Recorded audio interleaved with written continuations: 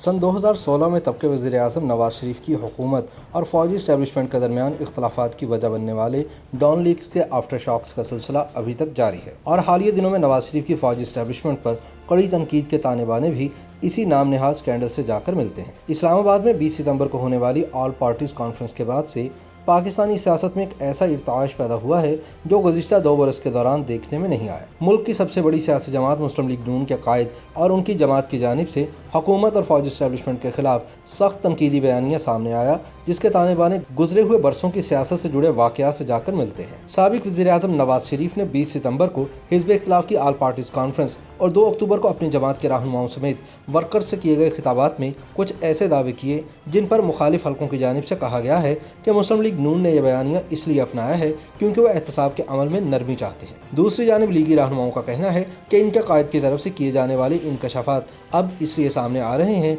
क्योंकि नाइंसाफ़ी और पाकिस्तानी सियासत में पॉलिटिकल इंजीनियरिंग का दखल हद से ज़्यादा बढ़ गया है। लीगी रहनुमा परवेज़ रशीद का इस बारे में कहना है कि यह सिलसिला आज से नहीं बल्कि सन 2013 में हमारे इक़्तिदार में आते ही शुरू हो गया था। सियासत में मुदाखलत करने वाले चंद ताकतवर मुल्की इदारों ने इमरान खान का सन 2014 का जलसा स्टेज करने के बाद ये सोच लिया था कि इन्हें अगले इलेक्शन के जरिए बतौर वज़ीर आज़म लाना है। याद रहे कि नवाज शरीफ पहले ही इमरान खान के सन 2014 के धरनों और उनकी जमात को गिराने की जिम्मेदारी बराह रास्त उस वक्त के DGISI जनरल ज़हीरुल इस्लाम पर आयद कर चुके हैं।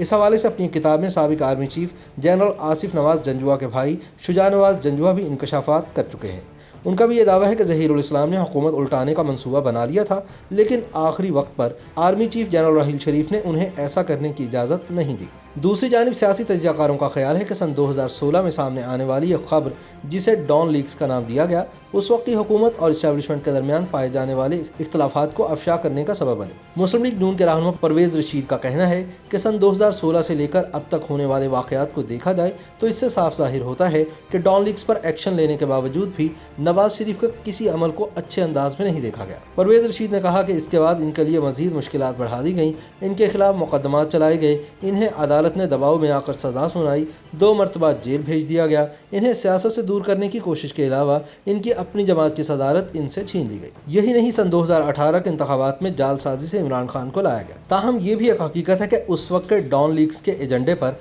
आज इमरान खान की हुकूमत अमल कर रही है, जिसकी बुनियादी वजह FATF का दबाव है। लेकिन आज ये सब कौमी मफाद में हो रहा है क्योंकि पाकिस्तान में कौमी मफाद बदलता रहता है। तजियाकार सुहेल वड़ैच का कहना है कि इसमें कोई शक नहीं कि डॉन लीक्स के बाद से अब तक पाकिस्तानी सियासत की शक्ल तब्दील हुई है, लेकिन हम ये भी नहीं कह सकते कि सिर्फ डॉन लीक्स ही मुस्लिम लीग नून और इनकी हुकूमत के लिए मुश्किलात का सबब बनी है। वो कहते हैं कि इस खबर के मंजर-ए-आम पर आने से पहले ही नवाज शरीफ और फौजी इस्टेब्लिशमेंट के दरमियान कई इख्तलाफात पाए जाते थे। ताहम डॉन लीग से दोनों के माबैन पाए जाने वाली महाजराई खुलकर सामने आ गई क्योंकि ऐसी मीटिंग्स तो होती रहती हैं, लेकिन यहाँ मसला ये बना कि इस मीटिंग की खबर लीक हो गई, जिस पर फ़ौज ने यह कहा कि यह खबर नून लीग की हुकूमत ने लीक करवाई है। उन्होंने कहा कि शुरू में इस मामले में मरियम नवाज़ का नाम भी सामने आया, लेकिन इसके बाद चौधरी निसार और जनरल राहील शरीफ के दरमियान ये तय हो गया था कि मरियम का नाम नहीं लिया जाएगा और बाद में मरियम का नाम इसी वजह से निकाल दिया गया। सुहेल वड़ैच का कहना था कि मैं समझता हूँ कि डॉन लीक्स एक ट्रिगर पॉइंट या चिंगारी थी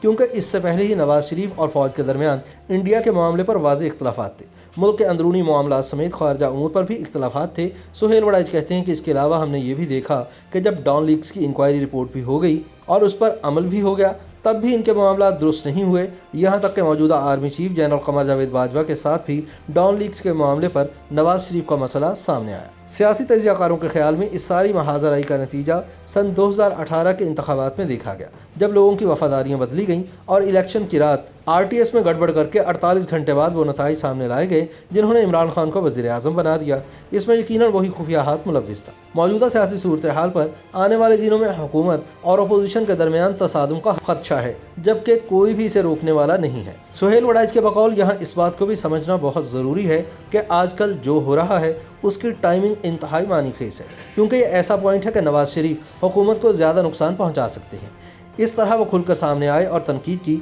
इससे ये जाहिर होता है कि उन्हें शायद कोई उम्मीद है या फिर उन्होंने ये सोचा कि आगे सेनेट के इलेक्शन है तो इससे पहले इमरान खान की पार्टी को रोकना ज़रूरी है। याद रहे कि डॉन लीक्स की खबर सामने आने के बाद अफवाज पाकिस्तान की जानिब से इस मामले की तहकीकात का मुतालबा किया गया था, याद रहे कि सन 2016 में इस्लामाबाद में होने वाली एक आला सतह की मीटिंग के दौरान आर्मी चीफ और ISI चीफ की मौजूदगी में तब के वज़ीर आज़म नवाज शरीफ ने मौक़िफ़ इख्तियार किया था कि हमें अपने जिहादियों को कंट्रोल करने की ज़रूरत है, जिनकी अस्करी सरगर्मियों से हमारे दोस्त हमसाया ममालिक भी नाराज़ हो रहे हैं। ताहम जब इस मीटिंग की तफसीलात डॉन अखबार में शाया हुई तो उनको डॉन लीग्स का नाम दे दिया गया और फ़ौजी इस्टेब्लिशमेंट ने तब के वज़ीर आज़म नवाज शरीफ के खिलाफ एक महाज खोल दिया। फ़ौज के दबाव पर हुकूमत को डॉन लीग्स की इंक्वायरी करवाना पड़ी। नून लीग हुकूमत की जानिब से उस वक्त की जाने वाली इंक्वायरी सामने आने के बाद अफवाज पाकिस्तान के तर्जुमान मेजर जनरल आसिफ गफूर की तरफ से ट्वीट की गई, जिसमें यह कहा गया कि हम इस रिपोर्ट को मुस्तरद करते हैं। इस बारे में लीगी रहनुमा परवेज़ रशीद का कहना है कि डॉन लीग्स की रिपोर्ट की वजह से मुझे ओहदे से हटा दिया गया।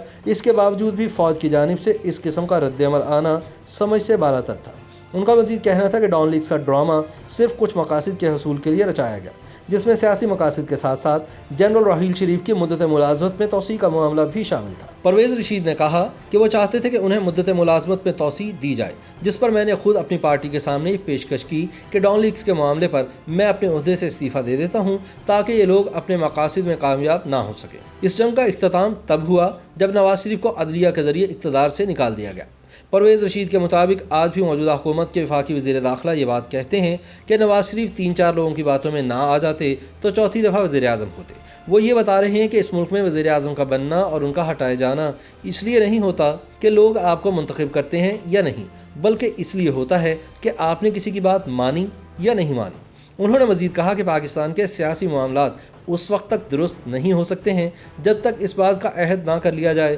कि इस मुल्क के इंतखाबात में किसी किस्म की फ़ौजी मुदाखलत नहीं होगी। परवेज़ रशीद का कहना है कि जब तक ये ना मान लिया जाए कि तमाम सियासी जमातें मुहिब वतन हैं और पाकिस्तान की आवाम की खिदमत और उनकी तर्जुमानी करती हैं, इसके बाद पाकिस्तानी आवाम जिसे चाहें हक़ हुक्मरानी दे दें। YouTube पर गूगली न्यूज देखने के लिए youtube.com की सर्च बार में गूगली न्यूज TV टाइप करें। गूगली न्यूज के पेज पर सुर्ख रंग के सब्सक्रिप्शन वाले बटन पर क्लिक करना ना भूलिए। YouTube पेज पर अपलोड होने वाली वीडियोस से बाखबर रहने के लिए बेल आइकन पर क्लिक कीजिए। आपको हर नई वीडियो के बारे में नोटिफिकेशन मौसूल हो जाएगा।